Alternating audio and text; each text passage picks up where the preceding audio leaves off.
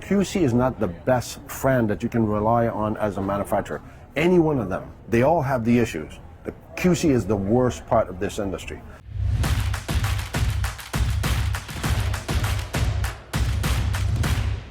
It's RV inspection recap day. We have a customer here today, and you're going to want to see his findings and what the manufacturer has done for him. So stick around because you're going to meet him here soon. All right, I'm with King Willie, the third or the second, the first, what is it? The second. So here's the king, and Willie's at home. No, I'm kidding. This is Pete and Meghan. We did an inspection on their 37K, linked above, over there, right here, above his head. He's got the wrong hat too. I know, that's a Blue Ox hat for, we need to supply him a real Blue Ox hat. But hey, sometime when you give stuff away to people, they should wear it. So good for them. That's gonna give publicity for Blue Ox. Hitches also, not to get confused. Back to our horses. So Pete sent me the resume of what he sent to Entegra, not to name the brand or the company. So we did an inspection, we bought the rig. I'm looking at what happened after our report, the things that he sent to the manufacturer. And this morning I'm going through this report again and I'm wondering, okay, how much did they do? Because Pete's happy. I'm reading differently. For me, and I'm sorry I'm stunning you on this one because we didn't talk about this, but I'm looking at the reasons, like, for instance, the slide-out seal that we had on top, that was, in their comment, it's normal. We went to see a couple in the shop, and that's how it is. Well, if you recall, I sent you 2 more inspections I did within the next month of his, and both the other ones were normal for real. They were really doing their job. That's how, in my book, it should be. You got a flap that actually seals. And then you got another one inside that actually seals. See what I'm saying? So that would be normal.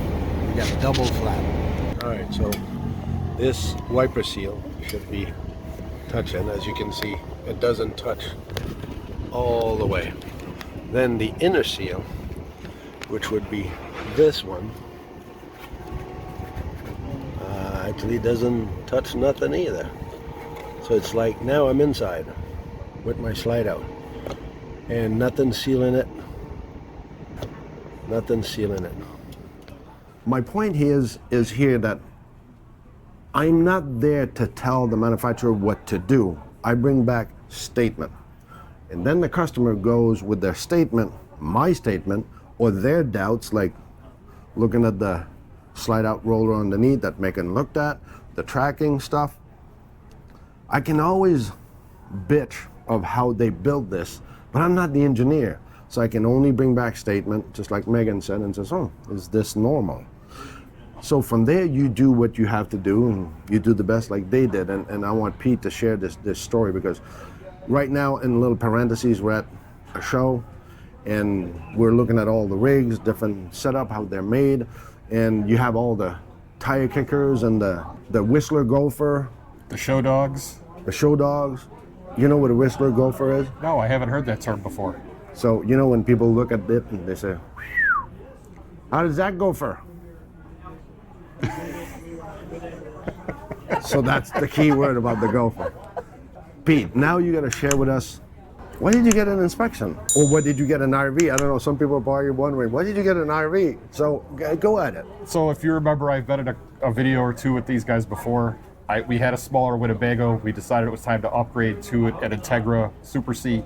Went with that Entegra Super C, and right away I contacted Laurel and Pierre with Blue Ox to help me inspect my rig. Why? Because it's a large purchase. It's just like buying a home. You need to have all the critical things looked at, because I don't know how everything works, but these guys do. So I wanted to make sure I got that inspection. After we had it inspected and we purchased it at the dealership, in the last video, I think we talked about the dealership and what they did and what they did not do. Yeah. There was a lot that they did not do. Yeah. And it was a dealership in this area. When they decided that they weren't going to do certain things, we said, okay, give me more money off. Well, they didn't want to do that either. So we bartered back and forth a little bit. We got to a medium happy ground. And then the rest of the things that they would not fix, we decided we would just take to Entegra. I'm lucky. I only live 2 hours from the Entegra factory. Yeah. So for me, that was a bonus in all of this. I want to do parentheses about this topic that people got to be ready sometime. And Laura and I try to offer this for people to understand that if it is a possibility when we're inspecting, if you are willing and committed to say, okay, I don't want the dealership to do this. I actually want the manufacturer to touch this because I don't trust the capacity or the will of the dealership. So that's why Pete is going like, okay, yeah, there's some things you might want to leave with the... I feel the same way as you do, because on our first Winnebago, I did not feel comfortable letting the dealership we purchased it at work on it either. And again, another large dealership chain. I did not like what they were telling me, so I did not want to go through that again. And that's a negotiating power that anyone can have. And some people just sign and they just agree with MSRP or whatever price. And I want people to understand this. This is a tool that you have, that you can do and say, all right, well, I'm going to negotiate this. Like Pete is saying, you need to use this as a tool as well. Hey, listen, I want this to be fixed. You don't want to do it? Well, that's going to be part of my cost to go there. So how did that turn out for you? So the dealership took care of a couple things off your inspection list, and then they said, well, we can't do this, or they tried to fix one of the items, which was a dent in a baggage door that was about a golf ball sized dent, and it needed to be repainted, and they totally jacked it up. Yeah. It looked worse than what it did when it had the dent in it. Yeah. So that was something I knew I was taking back to Entegra, and we had already talked with the factory rep who I had met at the show and said, I got a problem. And he says, put it into the warranty work, we'll take care of you. And I noticed this morning reading through this list of what you have also, there was rain in the back window that you can see dripping in. Yep. You had rain in another side window that comes into the dinette. You had exhaust fume from the AquaHut system coming into the living space. How many miles did you put on your shakedown before you got there? When we took it from the dealership, we took it right over to St. Augustine, to the Sun Outdoors Park, and so that was a couple 100 miles, and we lived in it for a week after we bought it. Yeah. Testing, pushing, looking at, moving things around, doing all that we could, and then I drove it 1,000 miles home to Chicago. We did a lot. Then this summer we did 12,000 miles in it. Yeah. That's a pretty darn good run for the summer to get all the things worked out. So life safety issues with the AquaHut that actually seeping inside. So you got exhaust fume coming into your living space. For the time we're there during that day, we didn't have this, or the pressure is not good outside, or the barometric pressure wasn't favorable for our testing or our smelling, because we test the system, we let it run. Well, they found out, because I read the script they had, there was sealant missing into this box, so it was accessing on the inside. So it's all those things that when they claimed they did QC before it left the shop, when they send unit out and they claim that they QC'd, we take pictures of what we see, what we saw, cracked paint or whatever. So sometimes when the manufacturer says, oh no, that's normal, that's how it was. Somebody else touched this between us and them. Well, we can debate that one, because a lot of time I can show and prove that it was done at the shop and was neglected, was left. So QC is not the best friend that you can rely on as a manufacturer. Any one of them. I'm not putting Thor or Entegra, Fleetwood or whoever. They all have the issues. The QC is the worst part of this industry.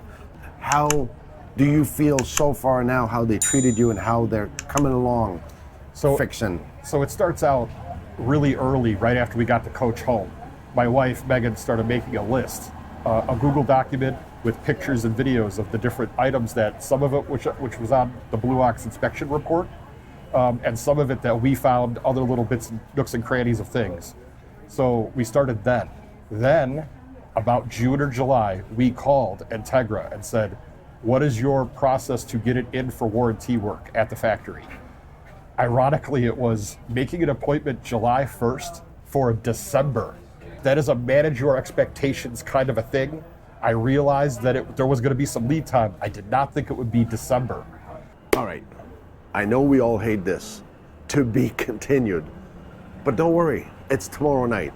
This video was too long and we figured, okay, we're gonna give traction to people to be able to sink it in instead of just abandoning. So hopefully you enjoy the second part of this, which is just coming up. So remember, and do never forget.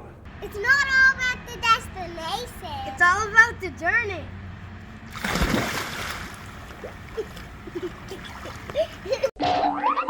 So stick around and we will update you. And no, we're not going to update you at lunchtime because we're not going to have lunch. That we're going to share his what? What the hell am I sharing? How would I say that? It's RV inspection recap day. We have a customer here today and you're going to want to see his findings and what the manufacturer has done for him.